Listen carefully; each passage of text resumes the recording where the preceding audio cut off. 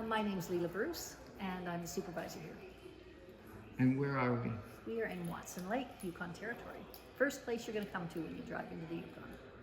Signpost Forest started in 1942.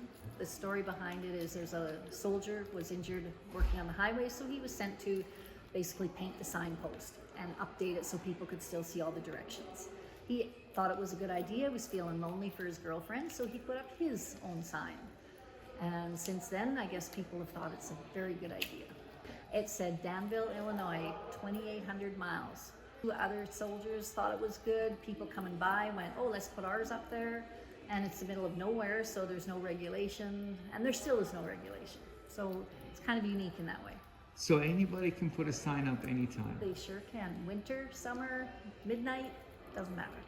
That's fantastic. There aren't many things in the world that are like that. No, and they're not free anymore either. So what, have you ever had to take any down because they said bad things? No, we haven't.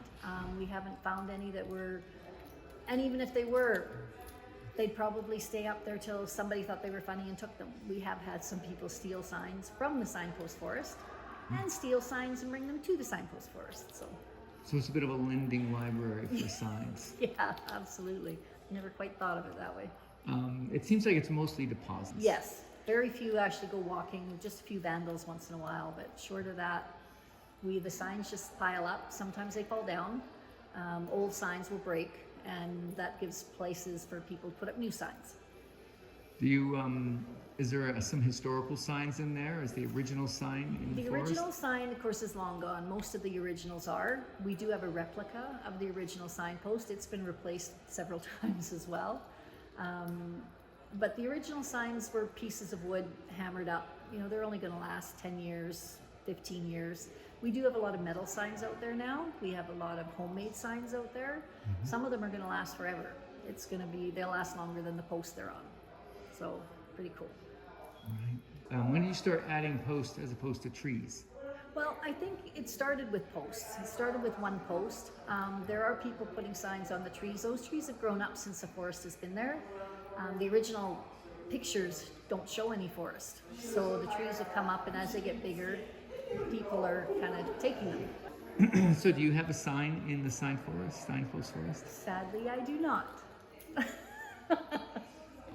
I'll have to do that one day, but it's kind of like, you know, when you don't travel in the place you come from, you don't put up signs in the Signpost Forest if you have one.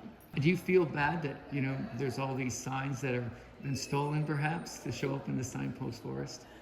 Not in the least. I know that we are in that Guinness Book of World Records for the largest collection of stolen property that's never been prosecuted. But, you know, you gotta have your fame somewhere. And we can't prove that they're stolen since there's no supervision and there's no documentation.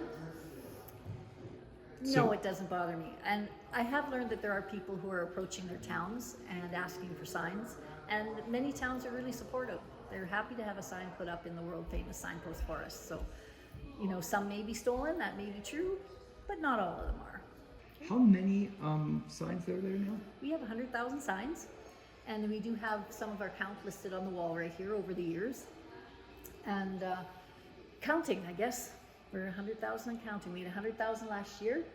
And each year as the posts go up, we just add to the count every year. Are you aware that there are two different typefaces for the country of Canada, for signs? I am not aware of that. That a lot of your signs in the Signpost Forest use what's called the standard alphabet, which is the U.S. government, Federal Highway Association official typeface. Currently, Canada is in the process of changing over its signs to another typeface called Clearview. Where's Clearview from? Clearview came out of the University of Pennsylvania. Okay. It was a study on visibility. How do you feel about the idea that Canada's having its highway typeface changed without you even knowing it? Well, I think Canada should get off their butt and do something Canadian. It'd be nice if Canada wanted to change it, that they change it to something that the Canadians designed. Thank you very much. You're welcome. The way. I want to hang a little sign on the post. Awesome. My license plate. That sounds like a good one. I think I only need one of them, right? Yes, you only need one. We've got some permanent markers. You can at least put a date and your name on there in case you're back up and want to go find it again. hammers and nails, some good nails with big heads on them to hold that onto the post for you. Oh, cool. Yeah. We have hammers and nails here. You're welcome to help yourself. We also have screws and a screwdriver if necessary, depending on what you're looking for. And then